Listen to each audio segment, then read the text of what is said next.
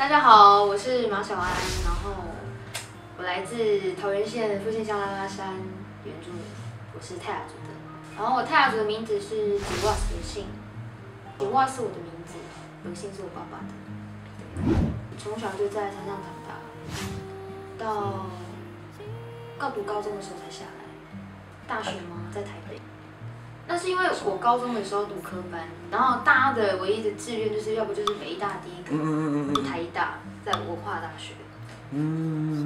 然后就大家的3个目标都在那个当中，就去考。因为那时候我是用原住民名额进去的啦，戏剧系，我完全不是个演员，但我只修表演哦，但完全不是个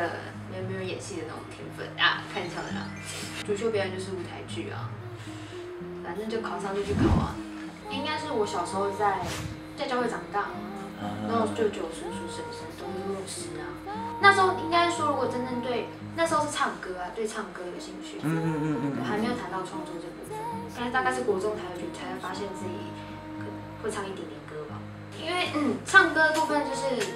一般那种唱歌唱诗，就是当然是在教会嘛，然后开始就会。到我国2的时候，我生日的时候，好像是国2的时候，我就跟我妈妈说我要买一把吉他。这原因是因为可能跟我小时候有关系，就是可能我小时候就是趁我爸妈就是去卖水蜜桃，因为我们家种水蜜桃跟种茶，然后他们去外地去卖水蜜桃，然后我就不小心在家里就是放火，就把我爸爸最喜欢的吉他烧掉，连他的结婚照只留了一张我妈的。只留了一张我妈的那个独照，就我妈就把它放在房间，怕我再烧一次，我就把我爸的吉他烧掉。也是因为那时候我叔叔跟我爸爸他们会弹一点吉他，然后常常看我叔叔在弹，然后就觉得有点兴趣，然后到教会就跟一些哥哥姐姐啊学习。真正开始创作是因为之前参加过那个李新老师他在东海岸办的一个创作比赛。像那个，对，我是他第2届的，然后就去东海岸5天，然后在这5天把一首歌写完，然后去体验那边当地的生活，因为海边嘛，然后我就在那里写了《给最远的你》这一首歌，对，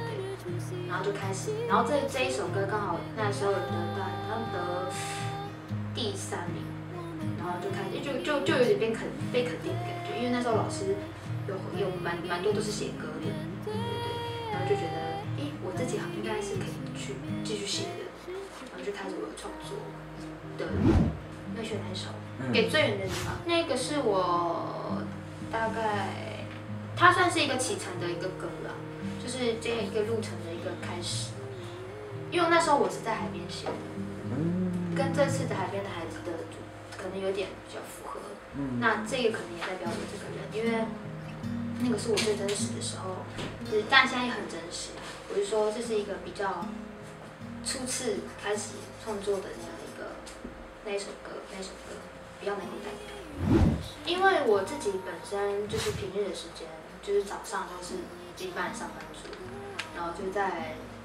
偏向学校教书。那我觉得，因为我从山上下来嘛。我大学的时候，我高中的时候从山上下来，而对我来讲很重要的是，为什么会回去的原因，很大原因是因为我觉得我创作的根跟源头是从那里来的，所以我觉得我必须要做一些事情在我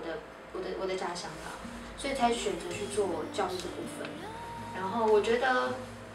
与其在有些人写歌人会一直不断的在摸索或者是在找寻写歌很难嘛，然后可是我觉得最重要的是，我觉得感受比较重要。我觉得最真实贴切的是感受。我们原住民可能写东西，如果是我们这一块啊，泰雅族比较害羞一点，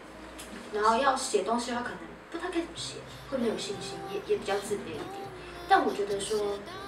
我可以像我的话，就会借由某种方式，可是教育每天在跟这些孩子相处。我就是这样长大的，然后他会比较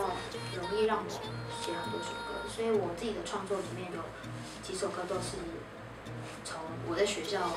跟小朋友相处，或者是经历一些人生的事情的时候完成的。有趣的事情是，我其实是一个不善写东西的人，就是我其实不太喜欢看书，然后我知道写东西的时候，写歌的时候啊，都要一直看书。可是我就是一个一天到晚就想要动来动去的人。我觉得很奇妙的是，当我每次写歌啊，我都会放上街声给大家听啊，或是给我周边的朋友听。他们每次回馈我的时候，不论是好与不好，这些事情对我来讲都觉得是一个很好的帮助。对，可能最比较重要的是，我在东海岸那5天，对我来讲，它是一个很大的经历啦，就会觉得哦，自己也可以写东西，就自己也可以上自己的东西，我觉得这是很重要的。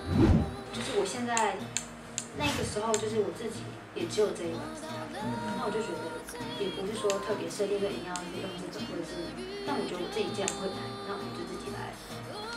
看自己，就是以这样的一个方式去呈现。对，因为我觉得，我觉得如果好听的声音是真的从心里面好听的声音，是不需要任何的乐器去太多的辅助。我觉得最真实是你想表达的，从你的音乐，无论是字里行间所有的真的会听音乐，或者他真的喜欢你，他会很认真去听你的音乐，而不是听。我们都可以做一些音乐的外在的包装，那这是没有问题的。可是最真实的事情，最诚实的是你有没有很诚心的、很真诚的想要说什么。我觉得要说什么是很重要的，好听是其次，但是我觉得要说什么是很重要的事情。嗨，大家好，我是马小安，很高兴今年能够参加海边的孩子演唱会。然后我今年会带来不同的音乐风格，加很多不同元素的在我的歌里面。然后欢迎大家来听，也希望大家可以把票投给我。2018海边的孩子，当海色来袭时，5月19号，三创生活园区5楼，我是马小安，等你来哦。